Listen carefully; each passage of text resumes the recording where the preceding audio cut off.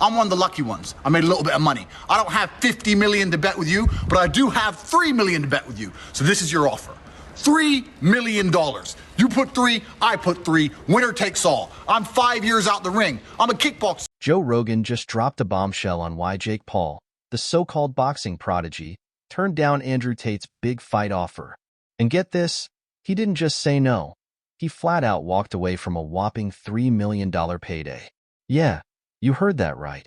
So, what's really going on? Is Jake too scared to risk a loss? Or does he only step into the ring when the odds are stacked in his favor? His career feels more scripted than ever. If you want to fight and you want to send a contract, send one to me. I will take a few weeks break from living my retired life to kick the living out of a goofy, entitled dickhead like you. You know my name, Andrew Tate. Google it if you want to know more. Any day, any... But don't worry, I'm about to break down all the reasons Jake rejected See the Savage's callouts, how Andrew Tate stirred the pot, and why Joe Rogan ties into Jake's careful play-it-safe strategy. Buckle up.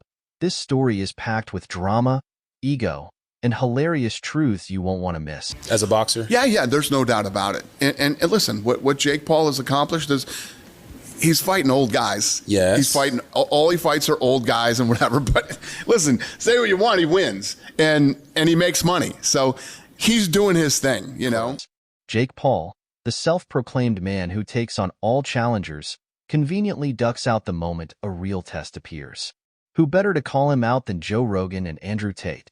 If dodging legitimate competition while boasting about being the best were an art, Jake Paul would be its master.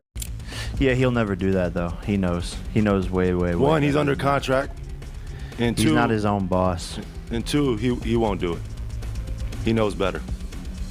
He might and say, it's funny to say, like, yo, Conor McGregor is scared of Jake Paul and will never. When Andrew Tate, former kickboxing champion and master provocateur, called out Jake Paul, the internet went wild. Tate didn't mince words, challenging Jake to a fight with a bold $3 million bet and an anytime, anywhere ultimatum. But instead of accepting, Jake hesitated. Not the dramatic kind that builds hype, but the awkward kind that leaves you imagining a frantic call to his PR team, scrambling for an excuse. The anticipation was palpable, yet puzzling.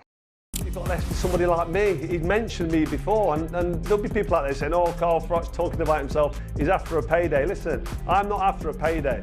I'm doing all right. There's no problems with my finance. And then came Jake's brilliant pivot, facing Mike Tyson, the 57-year-old retired legend who hasn't been in his prime since VHS tapes were a thing. In a move dripping with strategy, Jake opted for Tyson over someone like Andrew Tate, who remains in peak fighting shape and unpredictably dangerous. It was calculated, sure, but the choice radiated one unmistakable message: fear. When you see some of these crossover fights, obviously I know that you and Jake Paul have had your disagreements. Do you think that Jake's gotten better as a boxer? Yeah, there's no doubt about it. And listen, what Jake Paul has accomplished is he's fighting old guys. Yes. He's fighting, all he fights are old guys and whatever. But listen, say what you want, he wins. And he makes money. So he's doing his. Let's not act like this is the first time Jake Paul has dodged a fight he couldn't control. His entire boxing career has been a masterclass in cherry picking. Former basketball players? Check. Retired MMA fighters with zero boxing experience? Double check. And now Tyson, a retired heavyweight famous enough to sell tickets, but too slow to pose a threat. It's a pattern so blatant that even Jake's most loyal fans are starting to notice. The best boxer on the planet is Jake Paul. Why? I mean, who's doing it? I mean, if Mike Tyson says, let's do this, are you down? 100%. I'm going to make Mike my girl.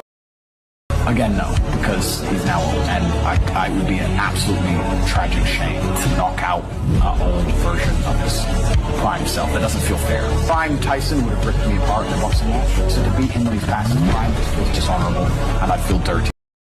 Joe Rogan didn't hesitate to call Jake Paul out on his podcast, highlighting how Jake's strategy revolves around dodging anyone who could genuinely challenge him. Rogan pointed out that Jake has been fighting older, smaller opponents, echoing what many already believed.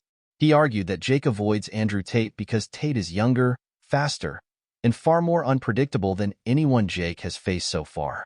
Rogan took it a step further, claiming Jake's reluctance to face Tate reveals he's more focused on protecting his record than proving himself as a true fighter. Two brothers, one cage. Jake Logan, you Tristan. Who comes out alive? You know what? I'm trying so hard to not start internet beefs. I'm really trying not to. You could say Jake and Logan, man. Bro, Don't worry about it. No, I can't lie. Bro, I'm going through life. I'm trying to live peaceful now. I've got Fed agents in my house. Matrix is after me. I'm just trying to live peaceful. About Jake's but of legitimacy course, I in the have ring. absolute faith in myself and my brother, and I know what we've been through, and I know the kind of men we are.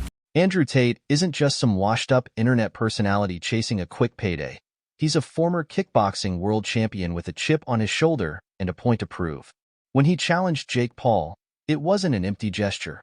It was a bold dare, backed by a $3 million bet that screamed confidence. Tate knew Jake wouldn't take the fight and made it his mission to expose that hesitation. He didn't stop at a single call-out either. When Jake ghosted him, Tate fired back, doubling down with sharper words. Jake's career thrives on carefully scripted matchups, a far cry from real combat. There's a difference between training and being a fighter, Tate declared, delivering a scathing truth that cut to the core of Jake's carefully curated image. In the world of real fighters, Tate reminded everyone, prime athletes crush hobbyists, and that's a reality Jake Paul couldn't script away. Why don't you lose to an old man who's retired? I live in the real fucking world, Jake. There's a whole bunch of fighters out here who live in the real fucking world. Men who are dangerous and dedicated their lives to this sport and don't have a fucking fraction of the money you have because you managed to become a Jake Paul can fight. It's not like Jake Paul can't fight. Yeah. Jake Paul just won't fight anymore. Jake's silence after Tate's second challenge was deafening, unusual for someone who never stops hyping his fights.